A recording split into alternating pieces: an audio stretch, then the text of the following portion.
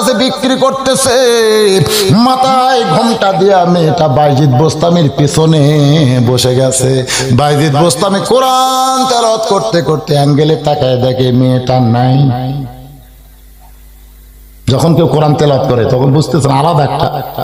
আমার মাদ্রাসায় এরকম বাচ্চারা কোরআন পড়ে খালি ঝুঁকতেছে, খালি ঝুঁকতেছে, খালি ঝুঁকতেছে। আমি চিন্তা করলাম দেখি তো এর ঝোঁকা বন্ধ করা যায় কিনা। আমি পিছন দিক থেকে আস্তে করে ধরলাম, আমি ধরাও সারা আর পড়াও বন্ধ। এখন বাজার পর না হতে পারি না, যতক্ষণ না ছাড়বেন এই ঝোঁক না থাকলে কোরআন সে পড়া যাবে না। সোনালা কবেন না?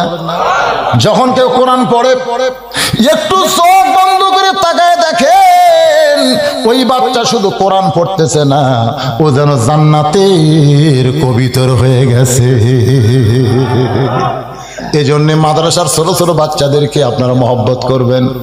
রাস্তা দিয়ে যখন যায় নূরের ফেরেশতা তাদের পাখা তাদের পায়ের তলে বিছায়া দেয়। সুবহানাল্লাহ বলেন। বাইজিদ বোস্তামি পিছন দিকে তাকাই নাই, চিন্তা